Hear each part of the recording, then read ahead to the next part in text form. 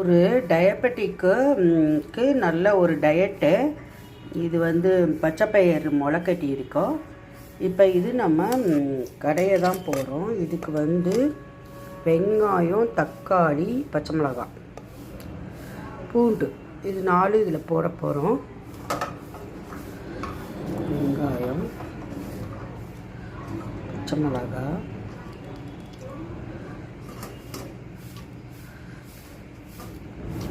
தக்காளி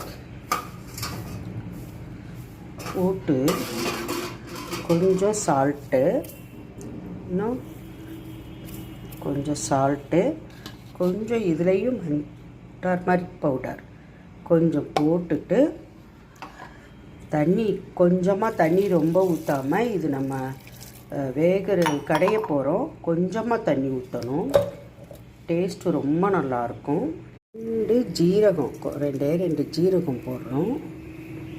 போட்டு இப்போ சவுண்டு ஒரு 4-5 சவுண்டு விட்டுறணும். பயிர் வெந்துச்சான்னு பார்ப்போம்.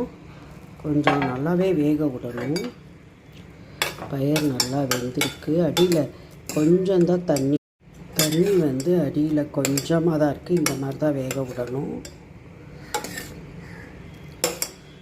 தண்ணி கொஞ்சமாக இருக்குது. இந்த மாதிரி தான் வேக விடணும். இப்போ தண்ணி இல்லாமல் மிக்சியில் போடுறோம்.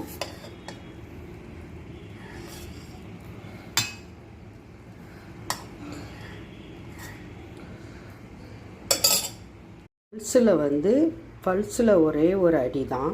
பல்ஸில் இப்படி ஒரே ஒரு அடி தான் அடிச்சுக்கணும்.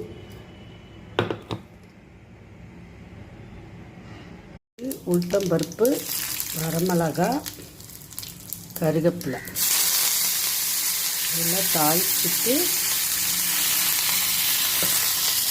நம்ம இதை தூக்கி அதில் போட்டுற வேண்டியது. பச்சைப்பயிர் கடைஞ்சி வச்சுருக்கேன்.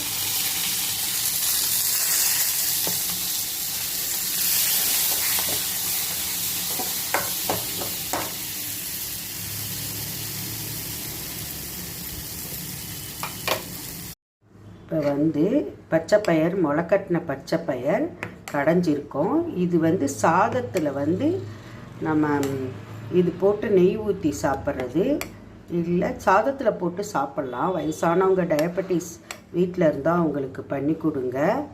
ரொம்ப நல்லாயிருக்கும். குழந்தைங்களுக்கும் கொடுக்கலாம். குழந்தைங்களுக்கு சாதம் போட்டு இந்த பச்சைப்பயிறு, இது முளைக்கட்டின பச்சைப்பயிரை ஊற்றி நெய் ஊற்றி கொடுக்கலாம். எனக்கு ரொம்ப பிடிக்கும். நான் ரெகுலராக சாப்பிட்றேன்.